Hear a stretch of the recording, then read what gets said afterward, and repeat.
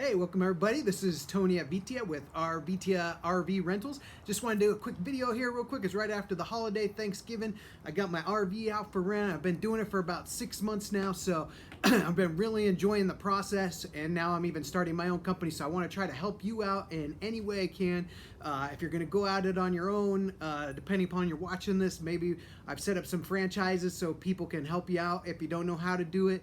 But if you're going to do it on your own, I just want to give you a quick few tips of what I've learned in the last 8 months renting out my RV. Maybe it's been, I guess, 7 months, something like that.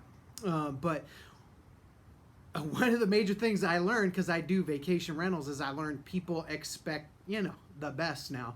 And even one of my employees I just hired, and they rented from Cruise America, and they said it was really nice, but what they didn't know is that it doesn't come with like sheets, it doesn't come with blankets, it doesn't come with pillows, it doesn't come with any of that.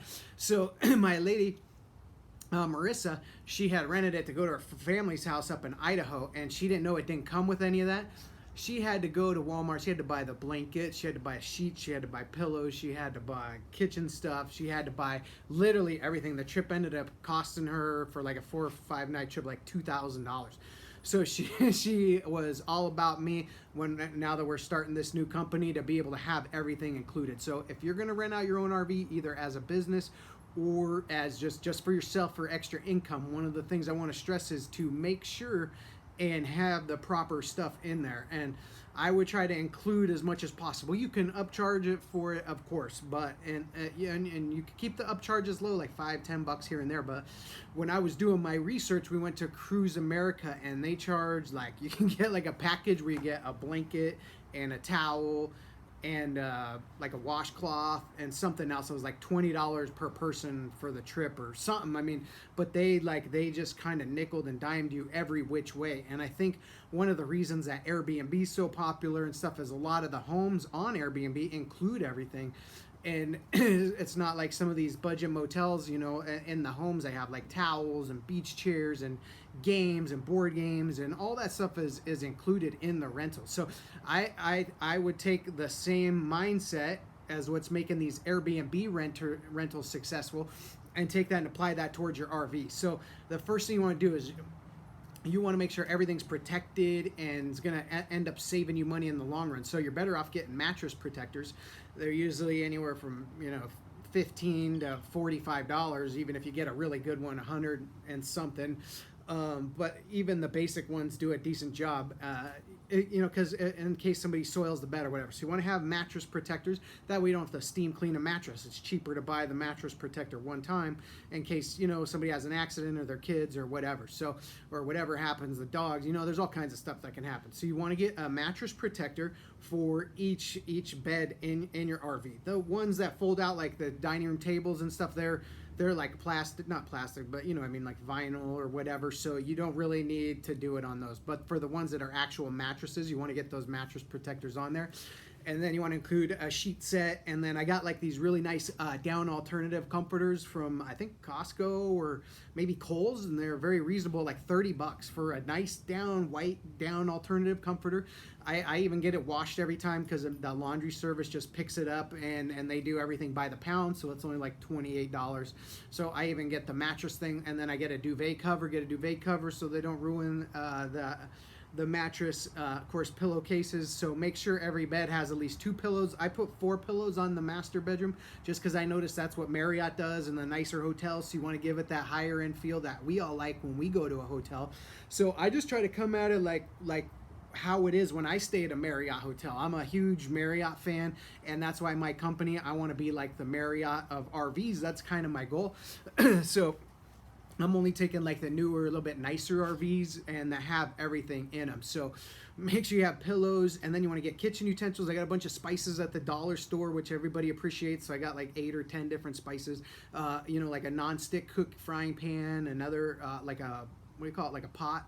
Yeah, I cook sauces and stuff. Yeah, so you want to get like a pot, and then like a set of knives, steak knives, or at least cutting knives, so in case they're cooking steak or whatever, hamburgers or whatever around the grill. I got in some silverware. Now there's two school of thoughts. They either get nicer stuff, so people, or I got like a lot of the stuff I got at the dollar store. It's actually fairly decent, and you know, a lot of people ruin stuff anyways, and I got more plastic stuff so it doesn't break.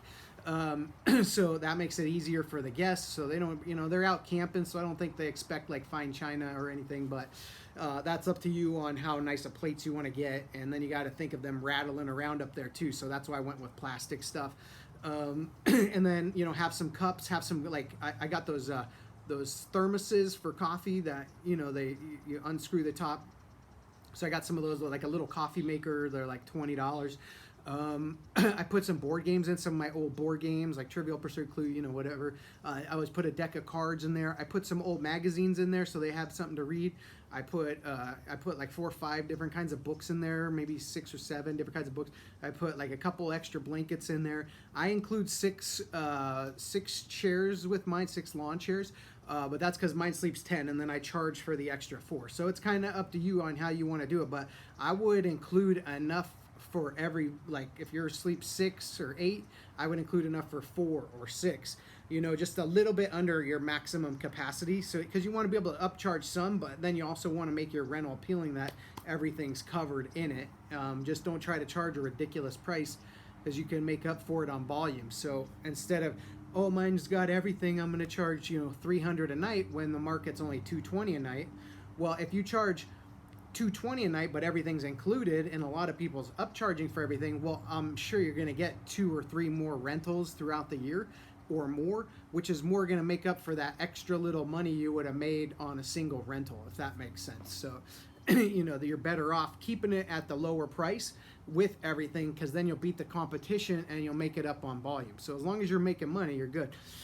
And then and then you can get, like, I got RV toilet paper on Amazon. Now I went with a little higher end like shampoo and body wash and stuff, but I'm running a company. But even the nicer ones, I got the same company called what the heck, Float. They're called Float, and they're the same ones that supply that kind of stuff to Marriott hotels and stuff for very good quality, and they were only 50 cents a tube, so I can add that as a nice high end. And then I put in a bottle of wine, and I went to this website called Boxed, Boxed, and they sell stuff in quantity kind of similar to Costco, but they have more higher end stuff. So they had like Voss water bottles, so I got these little Voss water bottles. I think they net me like 30 cents a bottle, but they look really, you know, nice and classy and a little more high end. So you got, like, I put like 6 Voss water bottles in the fridge. I put this 3 Wishes wine I got at Whole Foods. I bought it by the case, and it only ended up being like $3 a bottle, so I put that in there. I put 4 rolls of toilet paper in each bathroom, plus 1 underneath. So the general rule is one person uses 1 roll of toilet paper per week in a vacation rental. So you want to have enough for, you know, to fit that math, however that is. I just put lots of extra in because it's going to save you a lot of money from, you know, somebody clogging the black tank or whatever by using the wrong kind of toilet paper. So you're better off putting that in there. Some washcloths. I have my maids fold them really nice, and even my maid makes them into towel animals. So if you find a good cleaning lady, find one who's done hotels before, because then they can give it those extra little touches, such as making the towel swans and that kind of thing, because guests really like that.